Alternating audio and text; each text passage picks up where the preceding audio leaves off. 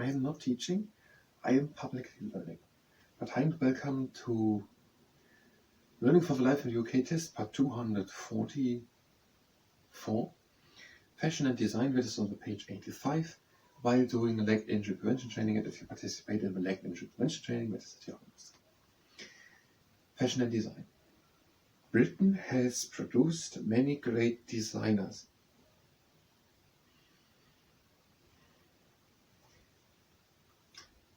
From Thomas Chippendale, who designed furniture in the 18th century, to Clarence Cliff, who designed Art Deco ceramics, to Sir Terence Conran, a 20th century interior designer.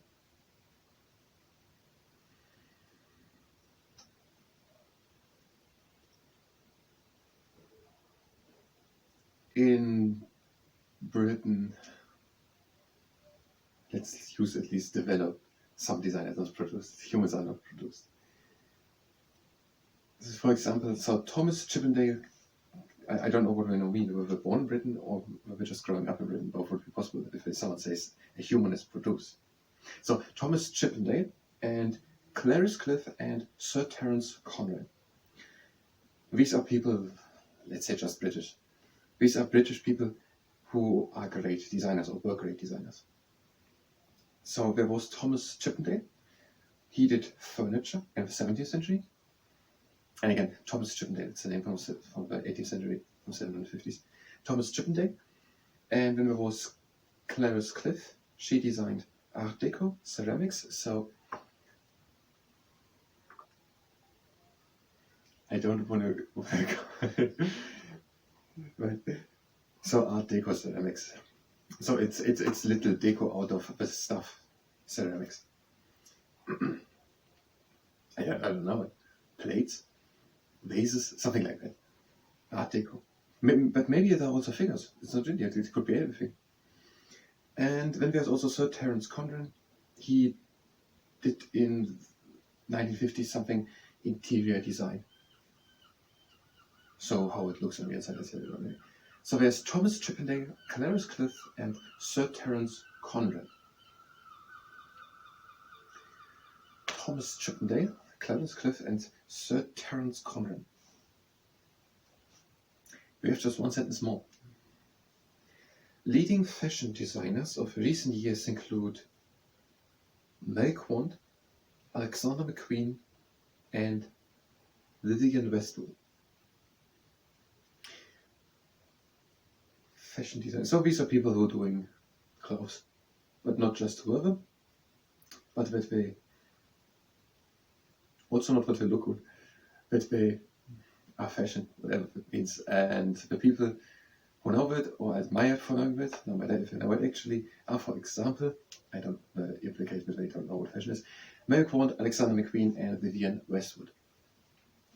Now we're having 6 names. Thomas Chippendale, Clarence Cliff, Sir Terence Conran, Vivienne Westwood, Alexander McQueen, and Mel Quant. 6 names. Such a short thing in 6 names. Do we have now all 6? Imagine we would know, as I said to the paintings, imagine we would know 6 people from fashion designs. I don't know. There are certainly people who know a lot about that. But how high is the percentages of people who know 6 people from fashion design? Actually not sure if the 66 million British citizens know more than one. So imagine you would know 6 people.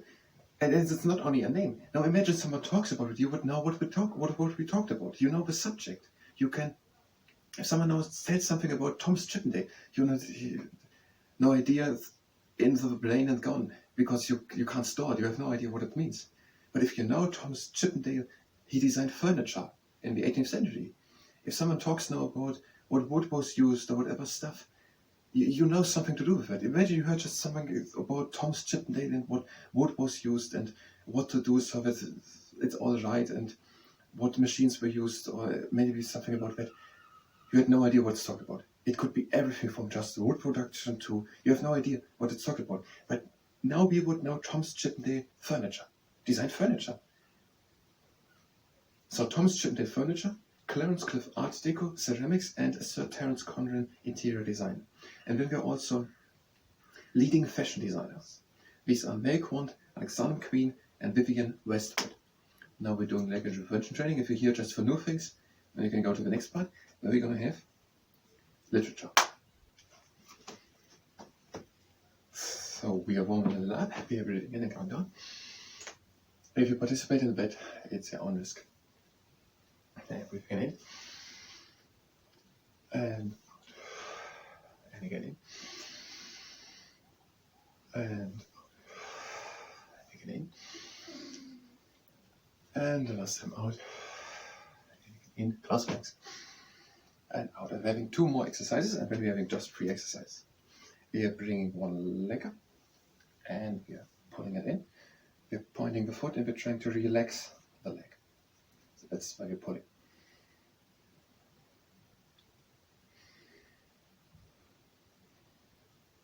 And the other leg up. Again, point it foot, and pull it high, and try to relax the quad muscles.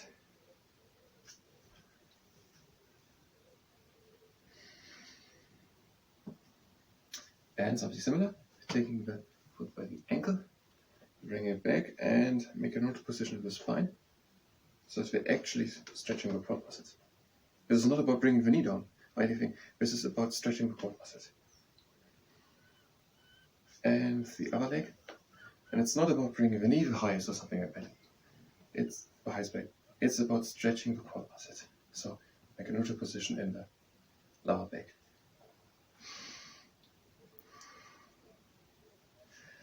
And now we're placing one hand on the tummy, one on the lower back. We're standing stable on one leg, and we're lifting the other leg straight up with the flex foot. If the quad muscles cramp, then bring it up and point the foot. Like that. And straight leg. Foot is flexed, try to bring it higher.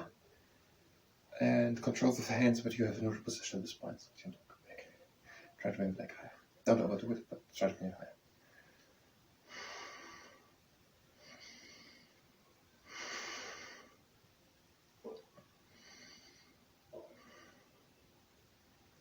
And we bring the leg up and we're pointing the foot.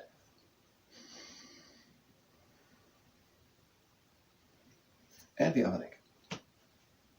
Bring the leg up, flexed foot, control with the hands, but we have neutral position in the spine and lower back, and try to bring the leg higher.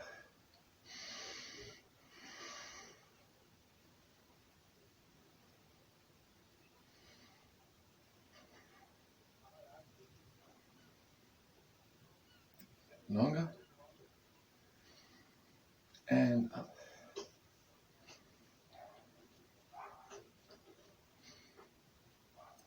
And that was already the first of the 3 exercises. And now to the next exercise. One foot points with the toes to the outside. The other one is with the heel on the ground. We're lifting the heel off the ground and replacing it again on the ground, just with movement from the hips and down to the many, maybe 5 or 10 of these are completely enough for you.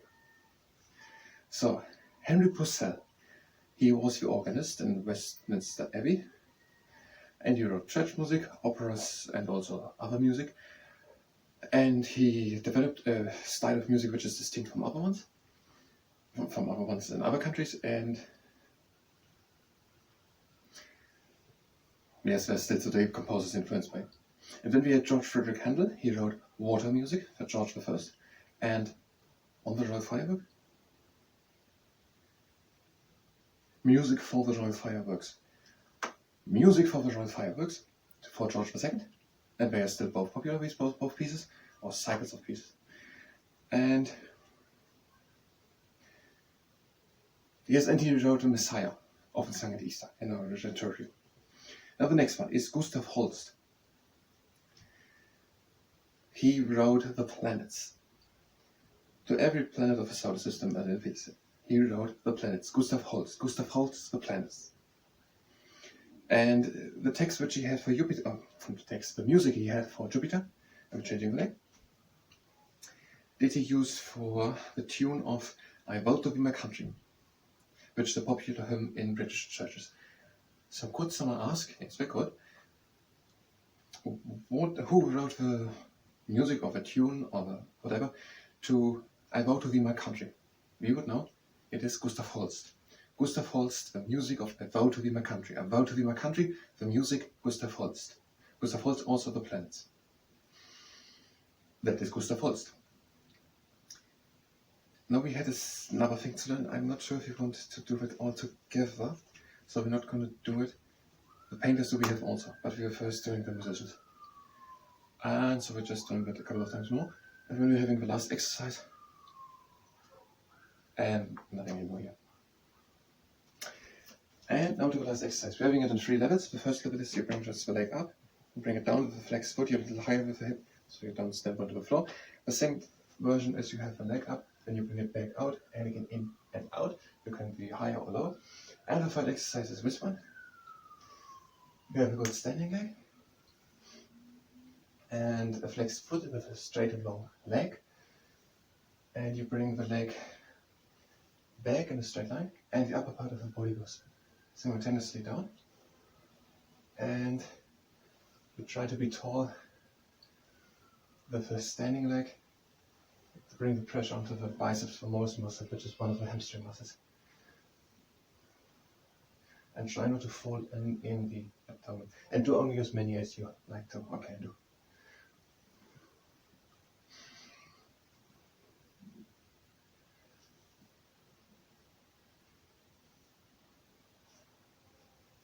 That's good possible at least way enough already. Let's do 5 more. 5.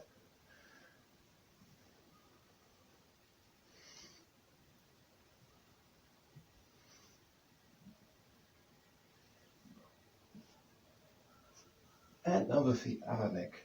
Go ahead and stands on the leg. Let's try a little bit.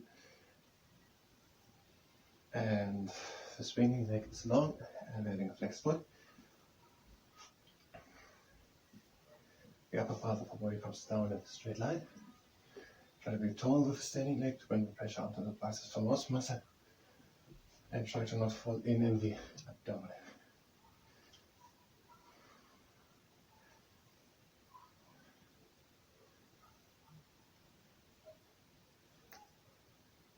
And a few more.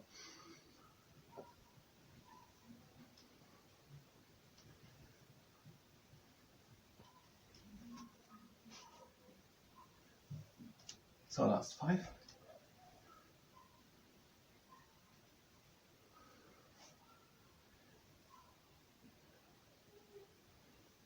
And the last one. Now we're doing the closing exercise. We're breathing in. Out. And again in. And out. And now long breathe in. Out. Breathe in, close the legs. And out.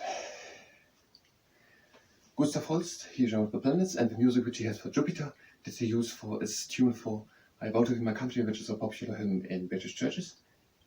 George Frederick Handel wrote water music for George I and music on the Royal Firework for George II. Anything more? And Henry Purcell, George Frederick Handel wrote Messiah, an Easter oratorio, or an oratorio often sung at Easter. And then there was also Henry Purcell. He was the organist in Westminster Abbey, and he wrote church music and operas and other music, and he created the British style of music which is distinct from other types of music, and he's influential today. I thank you very much, and until next time.